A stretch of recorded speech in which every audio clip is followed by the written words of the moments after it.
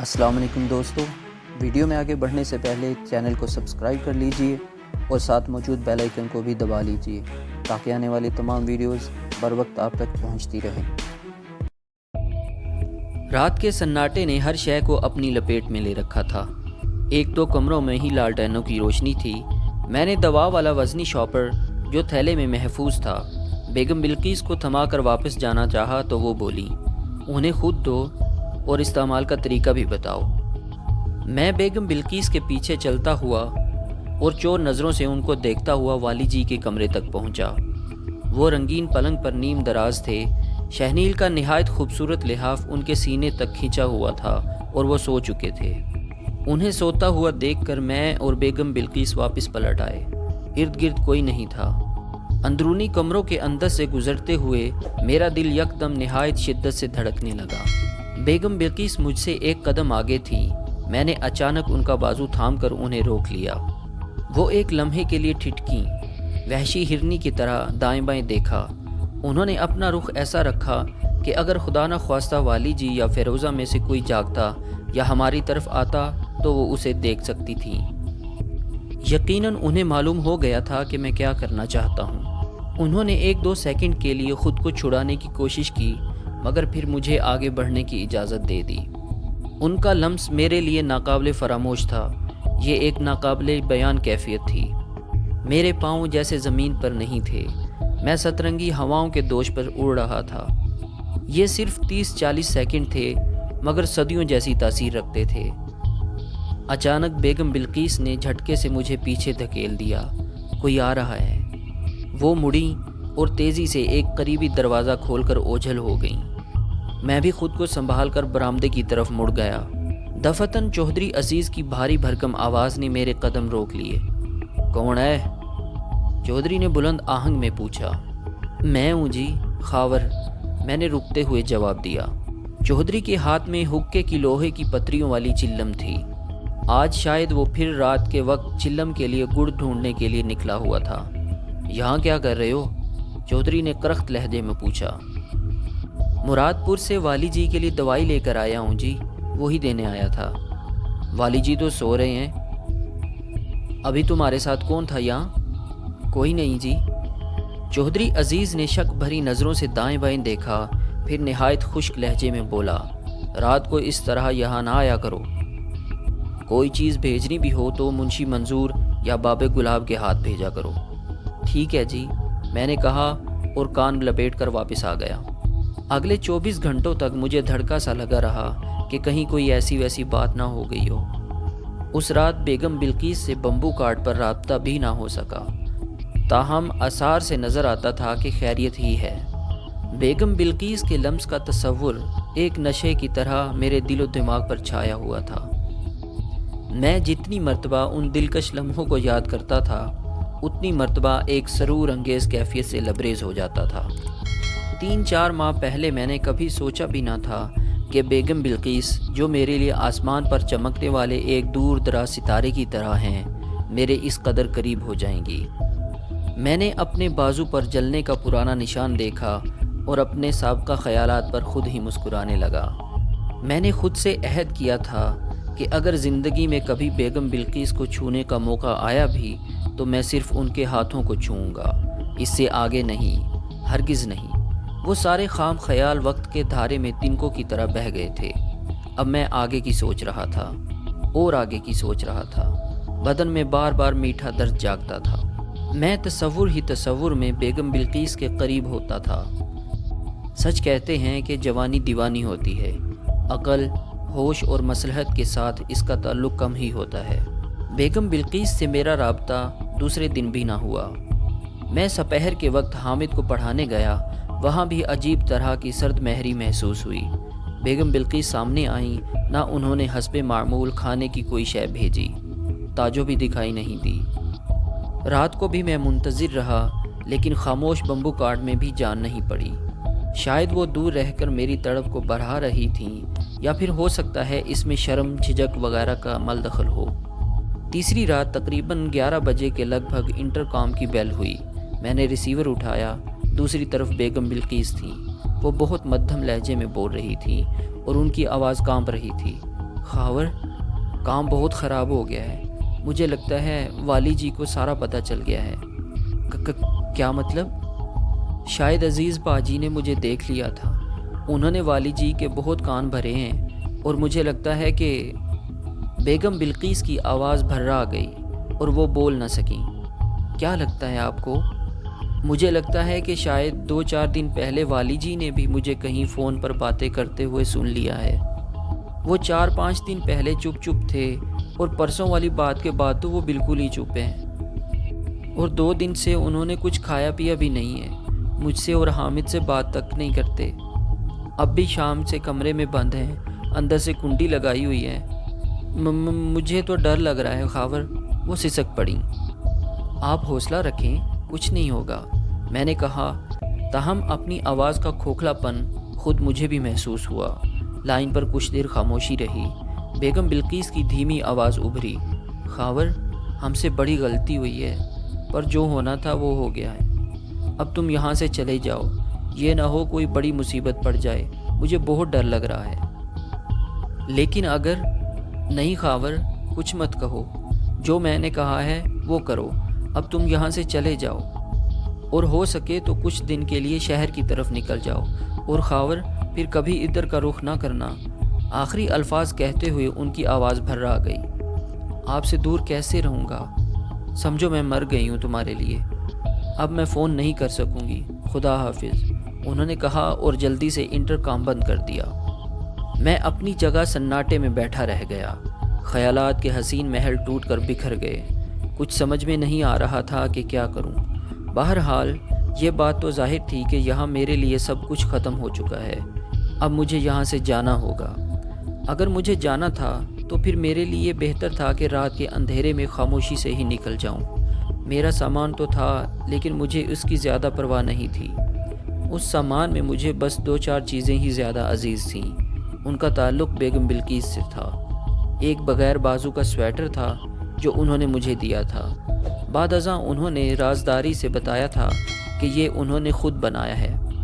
ایک وہ رومال تھا جو بیگم بلقیس نے تختی لکھتے ہوئے استعمال کیا تھا، اس سے انہوں نے اپنی سیاہی میں لتڑی ہوئی انگلیاں پونچھی تھیں۔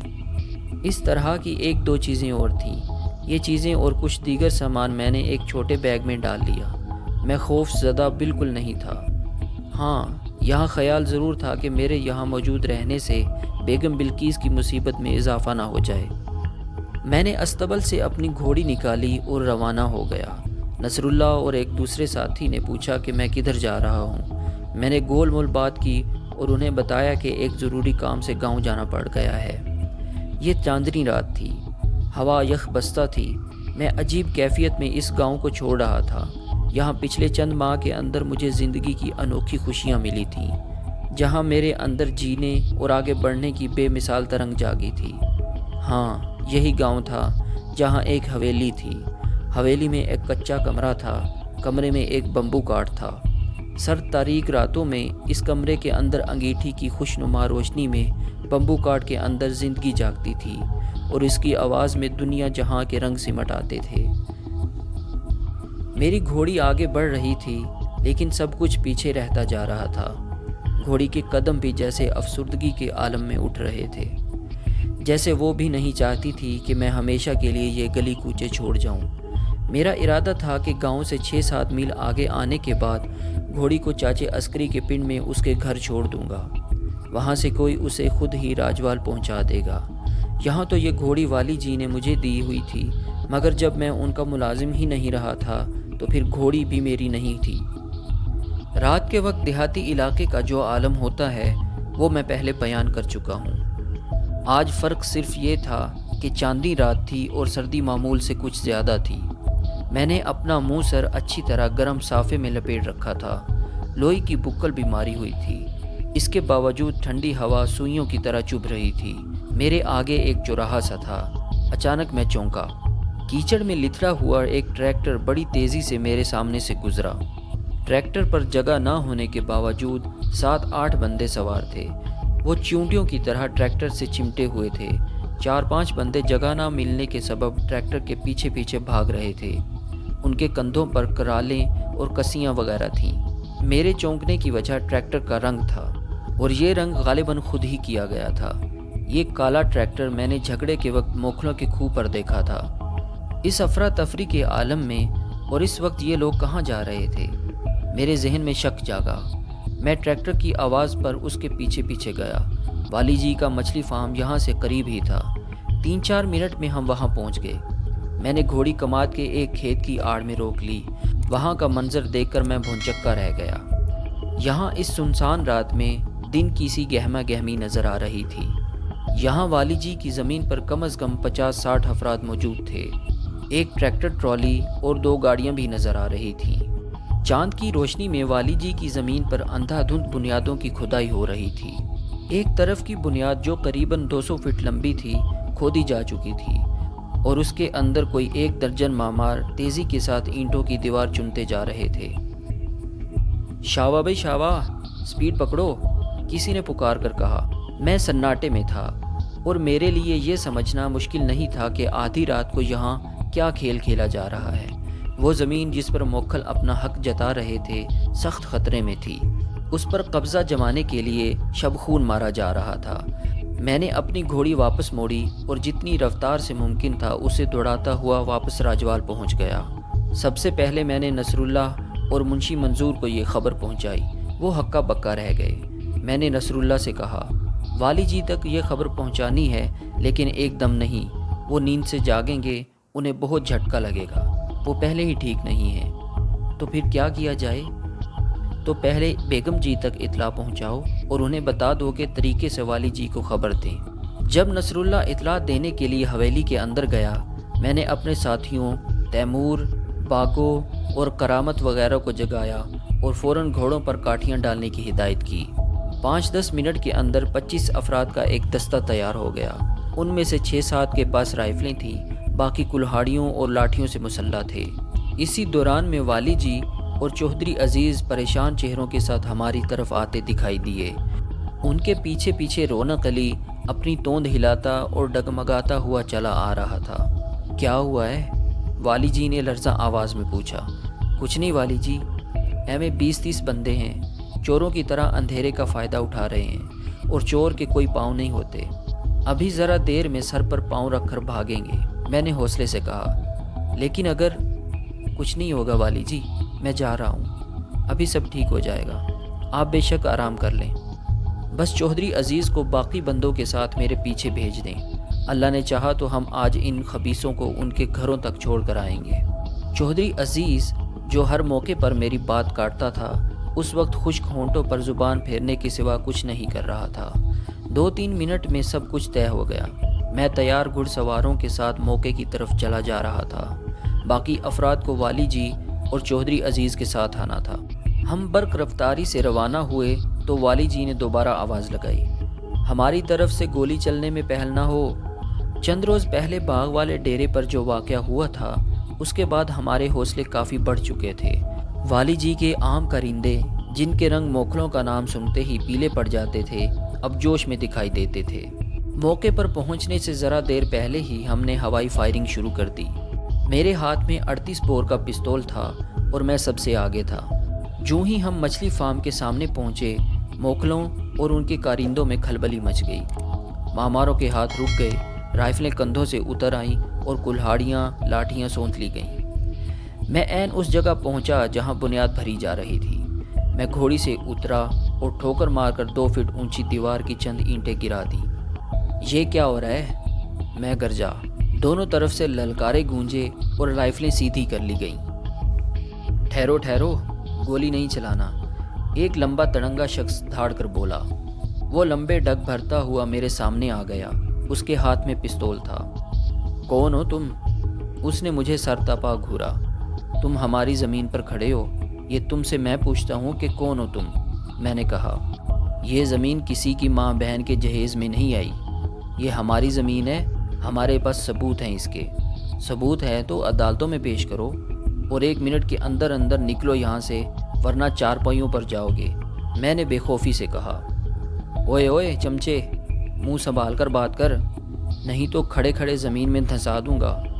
اس کے ساتھ ہی اس نے مجھے گالی دی۔ جواباً میں نے بھی اسے اسی وزن کی گالی سے نوازا۔ اس نے ایک دم بھڑ کر میرے منہ پر زناٹے دار تھپڑ رسید کیا۔ میں نے جواب میں اس سے زیادہ طاقت کا تھپڑ مارا تو وہ بھونچکا رہ گیا۔ شاید اس کے وہم و گمان میں بھی نہیں تھا کہ میں ایسے انداز میں جواب دوں گا۔ اس سے پہلے کہ وہ پستول میری طرف سیدھا کر کے فائر کرتا، میں نے اپنے 38 بور سے اس کے بازو میں گولی ماری۔ وہ ڈکرا کر ایک طرف جھکتا چلا گیا۔ دونوں طرف کے افراد بڑھ کے مارتے ہوئے ایک دوسرے پر پل پڑے۔ دوستو، آج تک کے لیے اتنا ہی۔ ملتے ہیں اگلی قسط میں، تب تک کے لیے اپنا خیال رکھیے۔ اللہ حافظ۔